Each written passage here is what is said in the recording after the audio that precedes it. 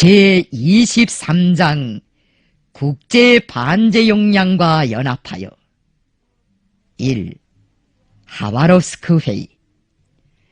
위대한 수령님께서는 주체 73 1984년 여름 소련과 동북아파 사회주의 나라들에 대한 역사적인 공식 친선 방문을 마치고 조국으로 돌아오시던 도중 하바롭스크에 들려 하루 동안 머무르시었다. 그날 수령님께서는 원동이 훈련기지에서의 생활과 하바롭스크 회의를 두고 감회 깊은 회상의 말씀을 하시었다. 하바롭스크는 내가 한번 와보고 싶었던 곳입니다. 여전에는 만주리로 해서 소련으로 들어왔기 때문에 하바롭스크에 들릴 수 없었지만 이번에는 하산으로 해서 두만강역을 거쳐 귀국하는 것으로 노종을 잡았기 때문에 이거장에서 하루 묵어 가기로 하였습니다. 오래전부터 여기에 와보고 싶었는데 수십 년 세월이 흘러서야 그 소망을 볼게 되었습니다. 조선인민혁명군과 동북항일연군이 소련 원동군 부대들과 함께 국제연합군을 묻고 공동투쟁을 벌이던 나날에 하바롭스크는 국제당 일꾼들과 저소 중 세 나라 공산주의자들, 군대의 지도자들이 서로 만나서 의사소통도 하고 공동투쟁의 방향과 방도도 모색한 중요한 회합 장소로 되었습니다. 하바롭스크에는 그 당시 원동군 사령부가 있었습니다. 국제당 동양선전부도 한때 여기에 있었습니다. 내가 국제당이 소집한 회의에 참가하기 위하여 소만 국경을 넘어 소련 경내에 들어선 것은 1940년 11월이었습니다.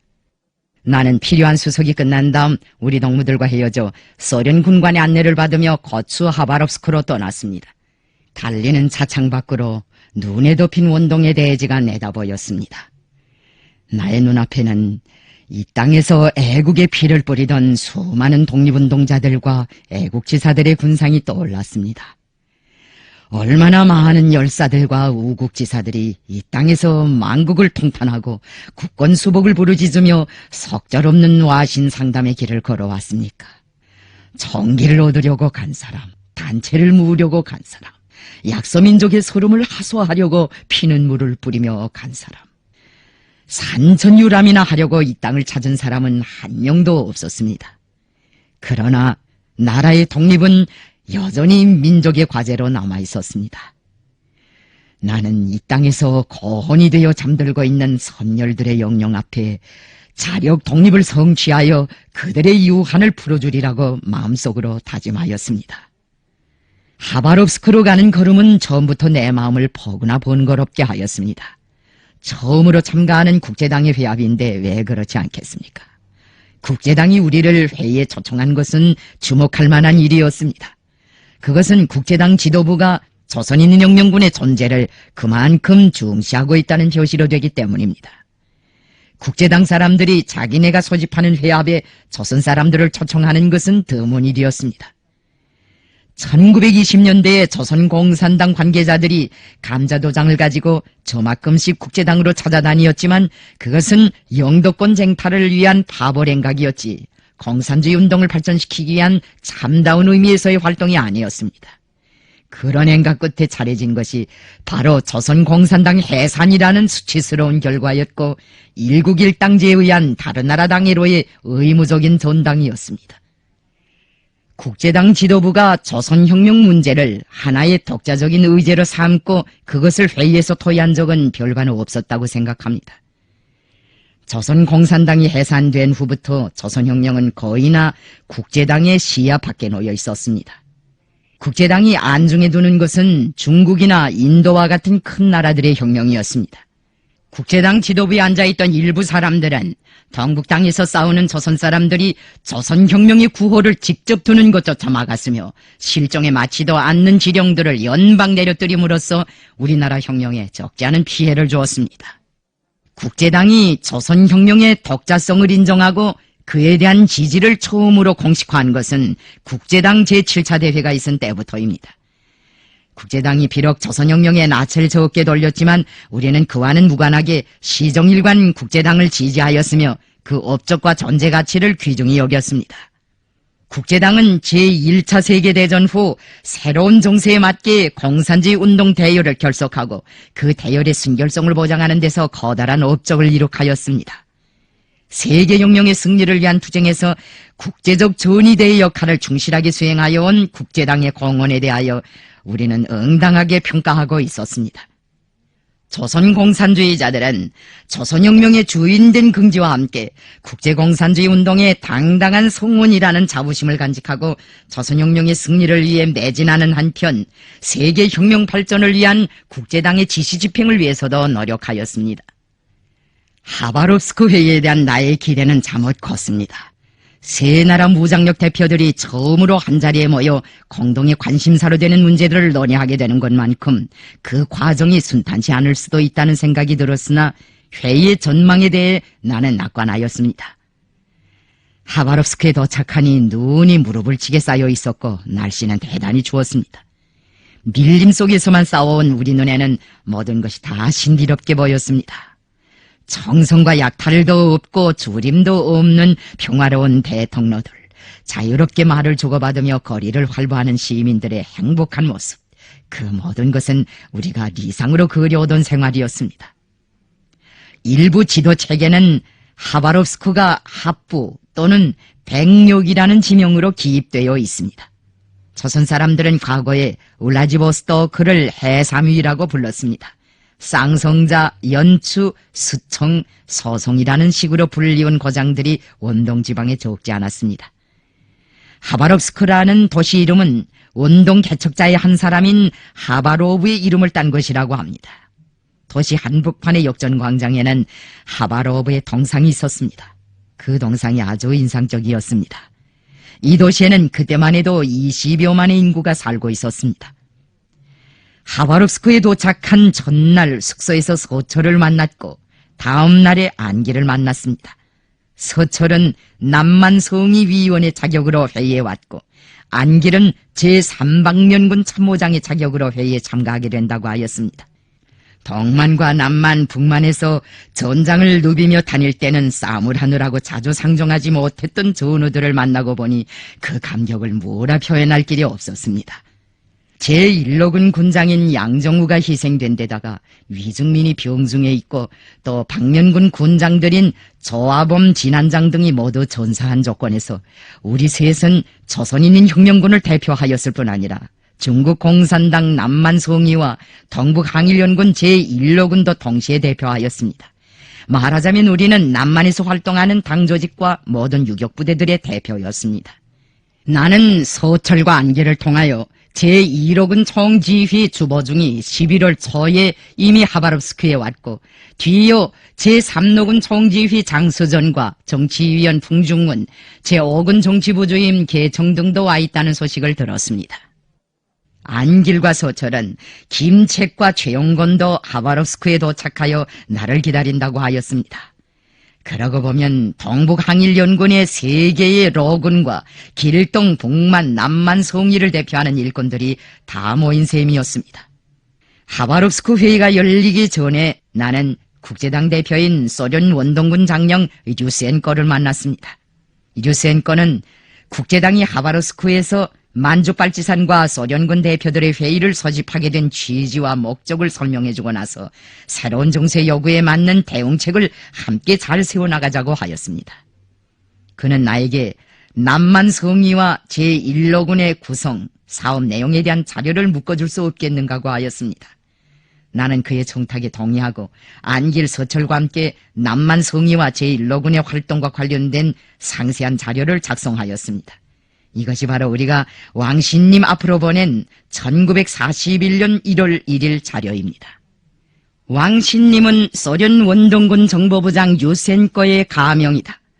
조선인민혁명군과 동북항일연군 부대들이 소련 격리에 들어가 활동하던 시기 국제당과 소련당, 소련 원동군을 대표한 인물은 자기를 왕신님으로 행명하였다. 하바롭스크 회의가 마감 고비에 이르렀을 때 소련 원동군의 소르킨 장령이 유센코가 맡아 하던 임무를 넘겨받았는데 그도 역시 왕신님이라는 이름으로 행명하였다. 국제당 문헌고에는 위대한 수령님께서 주체 1941년 1월 남만성의 제1로군 대표들의 명의로 작성하여 제출한 자료 원문이 있다. 그 원문의 앞부분은 다음과 같다.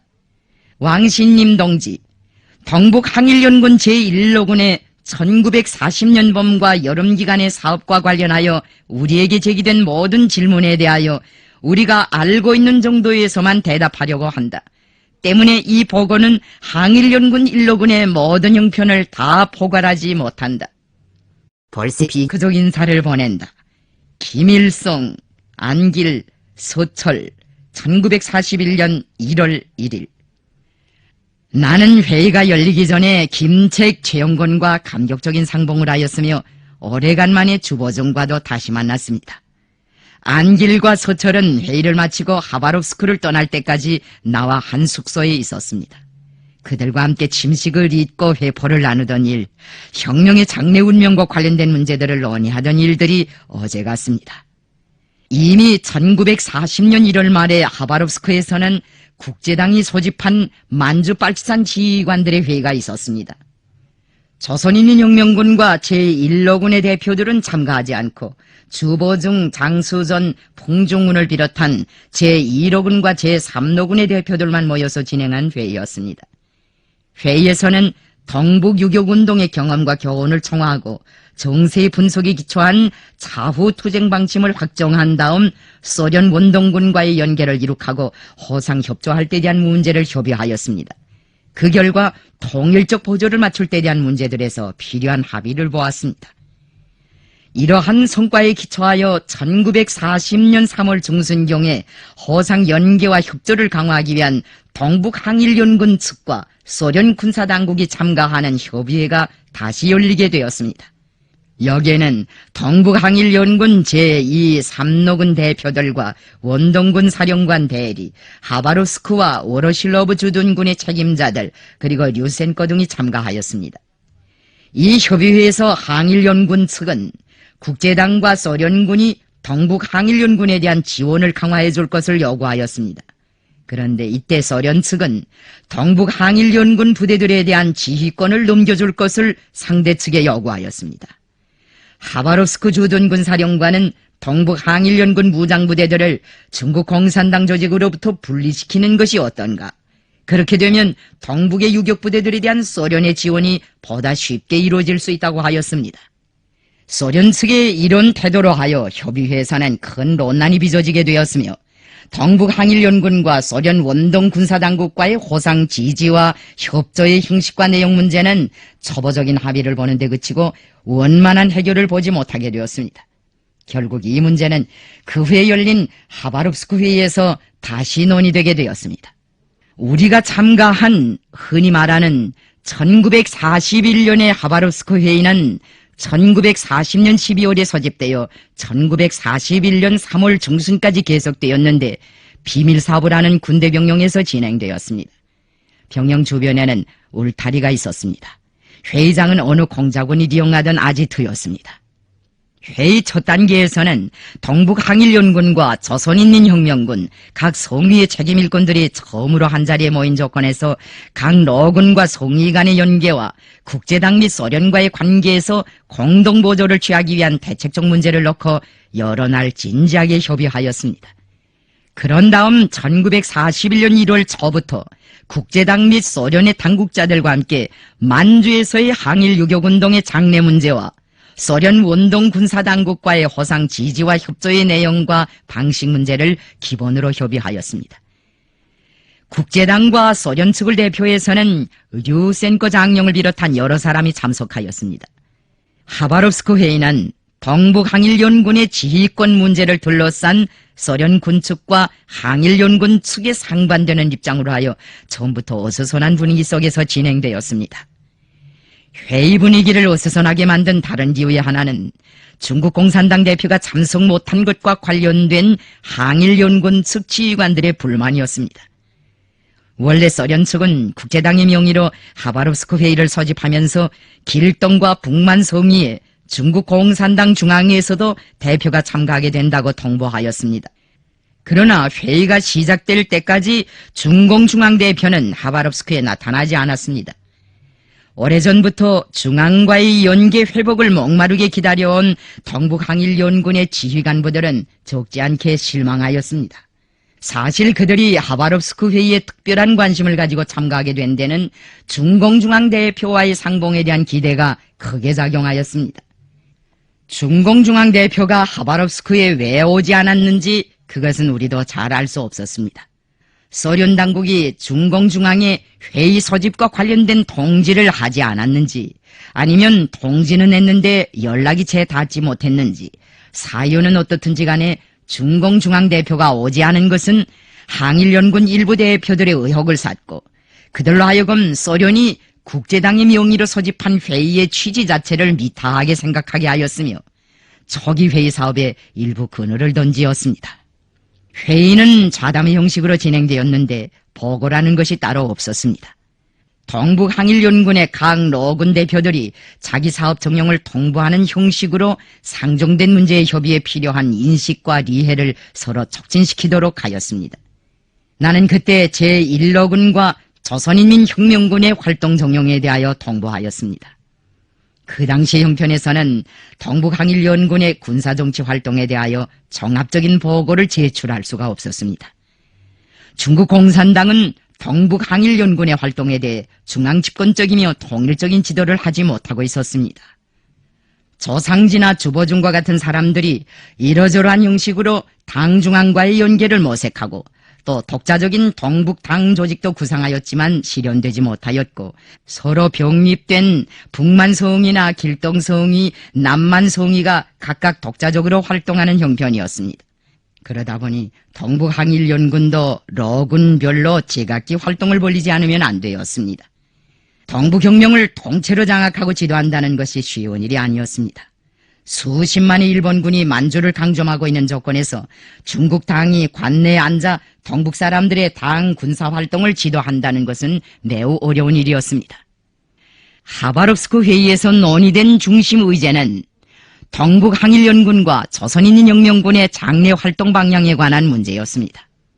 결국 조선과 동북에서의 유격투쟁과 소련 군대와의 호상관계를 어떻게 맺으며 그것을 새로운 정세 요구에 맞게 어떻게 적응시키고 강화 발전시켜 나가겠는가 하는 것이었습니다.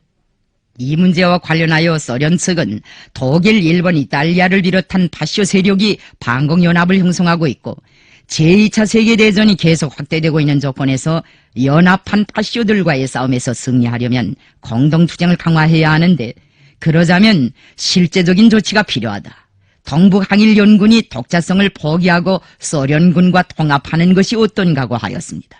그러면서 이런 조치가 프로레타리아 국제주의 원칙에도 부합되고 동북혁명에도 이로울 것이라고 역설하였습니다. 그 문제는 사실상 동북항일연군의 지휘관들이 그 전의 회의에서 제일 완강하게 반대하던 문제였습니다.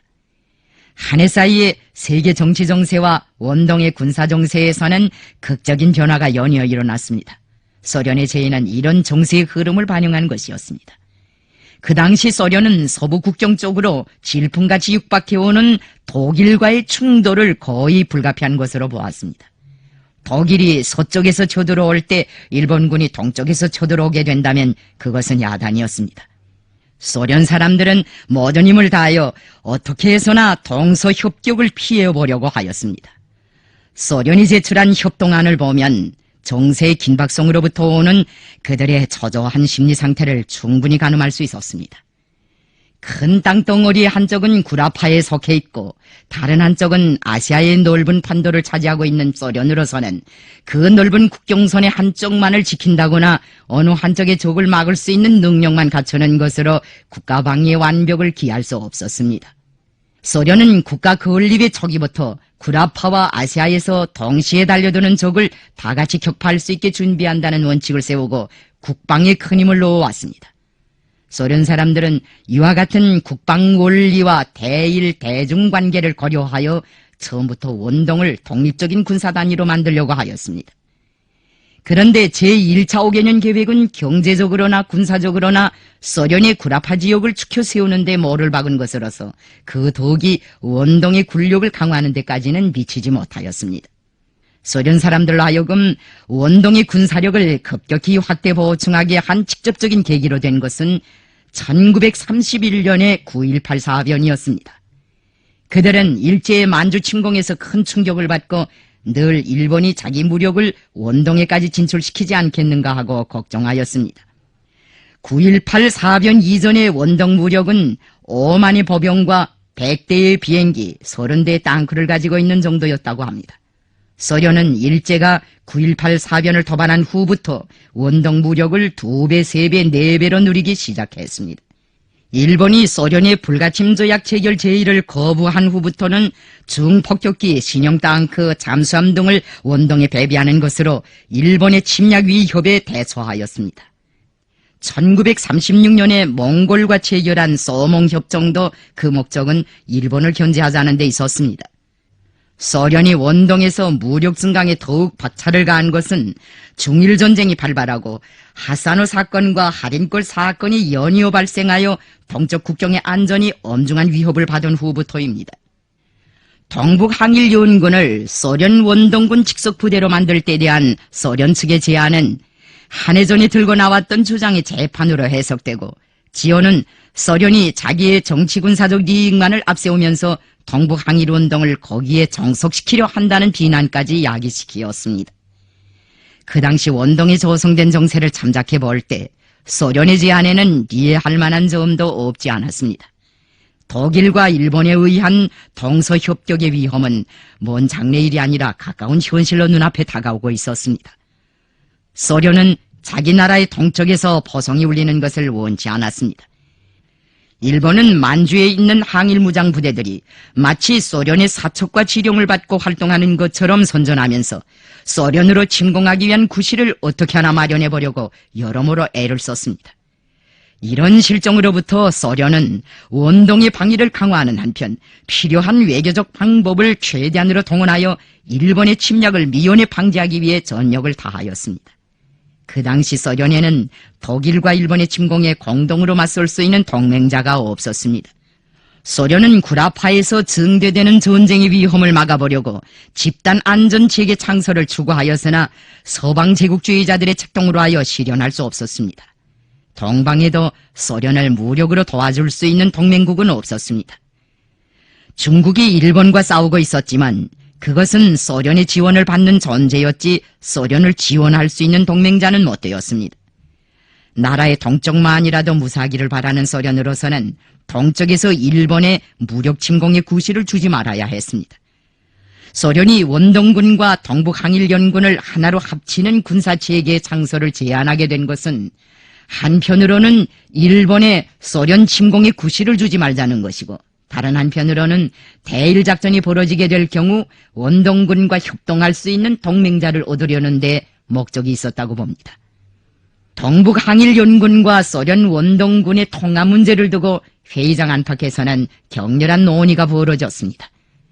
동북항일연군의 지휘관들은 소련 원동군의 우산 밑에 들어갈 생각은 조금도 하지 않고 있었습니다. 10여 년 동안 풍찬노숙하면서 혈전을 벌려왔는데 통합은 무슨 통합인가? 절대로 동북혁명을 포기할 수 없다. 소련 측은 남의 사정은 안중에도 두지 않고 자기네 생각만 한다. 그들의 입장은 네 개 나라 혁명의 독자성을 존중할 때 대한 혁명적 원칙을 무시하는 것이라고 하면서 이 문제를 스탈린이나 지미트로브에게까지 제기하여 풀어야 하겠다고 하였습니다. 후에 알게 되었지만 스탈린과 지미트로브도 동북항일연군 측의 이러한 입장을 지지해 주었다고 합니다. 결국 이 문제와 관련하여 료센 건은 소르킨과 교체되었습니다. 그때 소련 측은 통합 문제와 관련한 우리의 견해를 몹시 알고 싶어 하였습니다. 그들은 나에게 소련 측의 제안이 민족 이기주의로부터 출발한 제안이 아니라는 것을 납득시키기 위해 무척 애썼습니다. 그들의 말에서는 소련이 건재하고 소련혁명이 잘 되어야 중국혁명이나 조선혁명도 잘 된다는 주장이 강하게 풍기고 있었습니다. 나는 그들에게 당신들이 제출한 제안은 일리 있는 제안이다.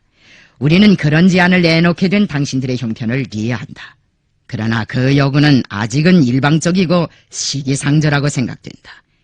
일본군이 소련 침공의 기회를 노리는 것은 사실이지만 아직 전쟁이 당장 일어날 기미는 보이지 않는다. 승리한 나라의 혁명을 보위하는 것도 중요하지만 승리하지 못한 나라의 혁명을 추진시키는 것도 그만 못지않게 중요하다. 당신들은 동북항일 유격운동을 경시하는 것 같다고 말해 주었습니다. 그러자 소련 측은 나더러 어떤 형태의 통합도 다 반대하는가고 물었습니다. 나는 아니다. 쌍방에 다 이로운 연합과 협동 방식이야 왜 반대하겠는가. 내가 반대하는 것은 어느 일방이 타방을 무시하거나 타방의 독자성을 인정하지 않는 무리한 통합이다. 조선인민혁명군은 중국 동지들과 함께 항일연군을 묻고 공동투쟁을 하면서도 자기의 독자성을 그대로 유지하고 있다. 그러니 공동투쟁을 해도 말썽이 없다. 나는 조선인민혁명군을 항일연군에 영해시키는 것도 반대하지만 소련군대에 배속시키자는 것도 반대한다. 그것은 형식과 내용에서 우리의 독자성을 무시하는 것으로 될 것이기 때문이다. 조선인민혁명군과 동북항일연군 그리고 소련 원동군과의 공동투쟁을 어떤 형식과 내용으로 진행하겠는가 하는 구체적인 방법 문제는 앞으로 생각해보자. 우리는 공동투쟁의 형식과 방법이 소련에도 도움이 되어야 하겠지만 조선혁명이나 중국혁명의 리익에도 다 같이 맞아야 한다고 생각한다고 하였습니다. 소련 측은 내 말을 주의 깊게 듣고 나서 당신은 공회전을 거듭하고 있는 우리의 논쟁에 정지불을 찍고 회의를 결석할 수 있는 실마리를 주었다. 우리는 오늘 당신의 말에서 아주 좋은 시사를 받았다. 독자성 문제에 대해서는 좀 더 연구하겠다고 하였습니다. 나는 당신들이 그렇게 결심했다면 좋다. 일방적인 주장은 그만두고 회의를 시급히 결석짓자. 빨리 전장에 달려가서 서부대 활동도 하고 조직건설 사업도 하고 인민들과의 사업도 해야겠는데 시간이 아깝다. 공산주의자들이 한 가지 의제를 가지고 질질 끌면서 입씨름을 한다는 것은 말이 안 된다. 각자가 프롤레타리아 국제주의 정신에 기초하여理성적인 사고를 한다면 무엇을 해결하지 못하겠는가고 하였습니다. 주보증과 장서전도 나에게 제기된 문제에 대한 견해를 물어왔습니다. 나는 각자의 독자성만 인정해준다면 여러 무장력의 국제적인 연합을 반대하지 않겠다. 문제는 어떤 형태의 연합인가 하는 것인데 여기에 대해서는 시간을 두고 좀 더 연구해보아야 한다. 소련 측의 제안이 일방적인 것이기는 하지만 씨앗은 있다. 그러니 무턱대고 배척하지 말자. 우리가 다 같이 동지적이고 사심없는 태도로 프롤레타리아 국제주의를 최대한으로 발扬하여 공동의利益에 맞게 문제 토의를 빨리 끝내도록 하자고 호소하였습니다. 우리의 주장은 회의에서 지지를 받았습니다. 회의 과정에 발현된 우리의 원칙적인 입장은 조선, 소련, 중국 세 나라 혁명 무장력 사이의 단결과 협조를 실현하는 데서 긍정적인 작용을 하였습니다.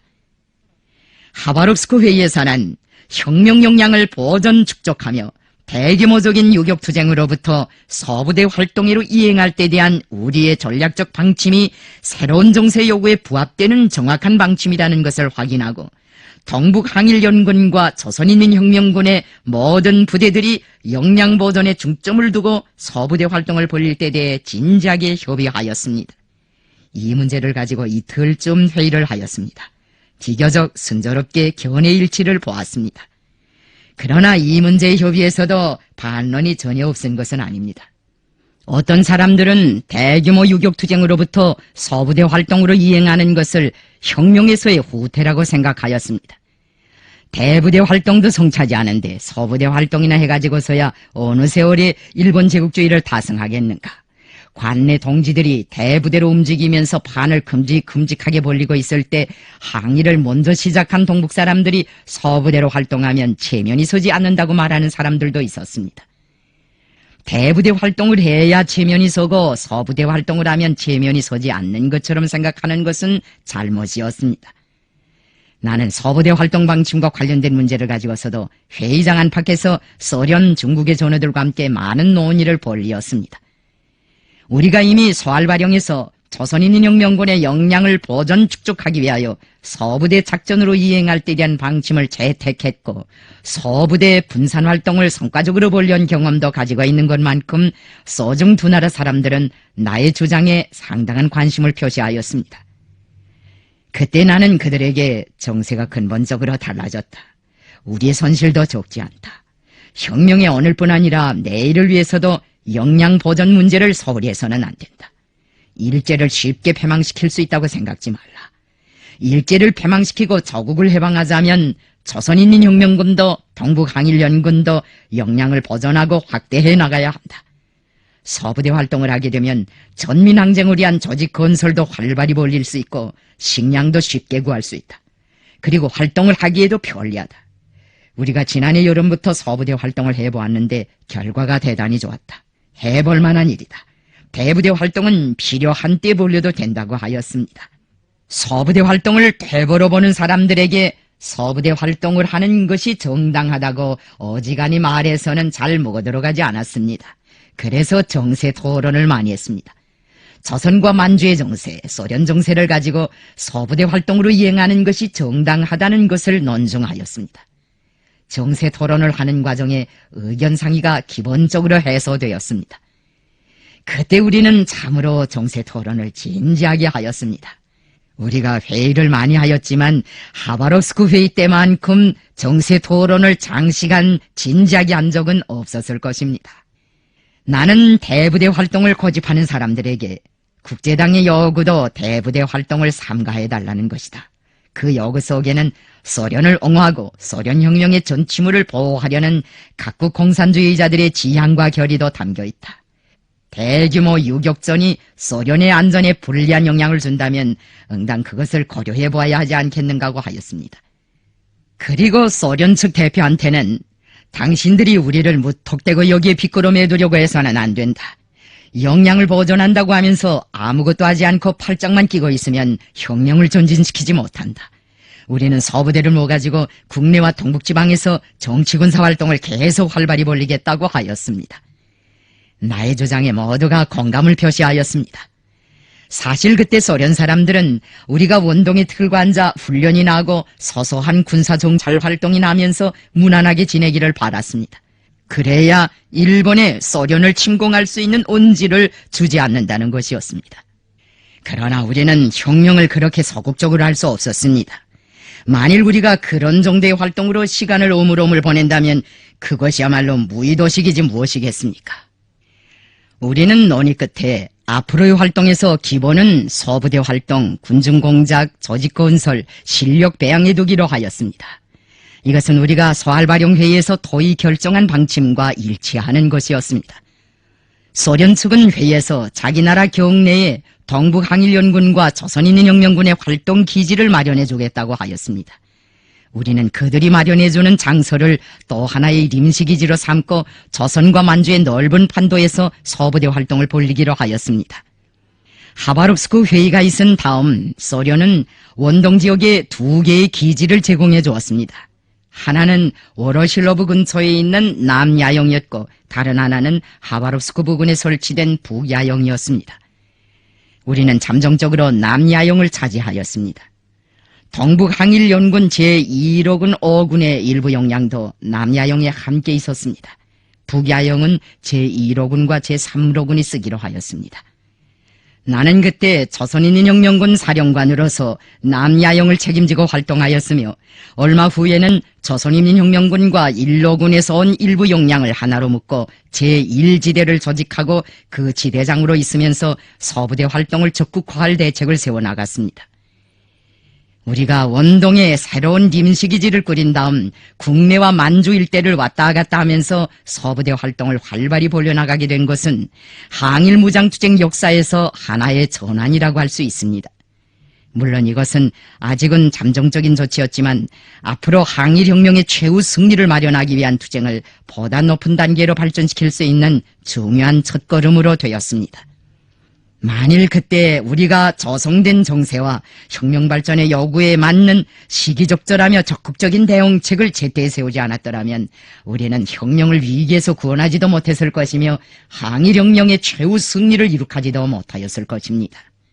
혁명을 하느라면 시련도 있고 역경도 있을 수 있습니다.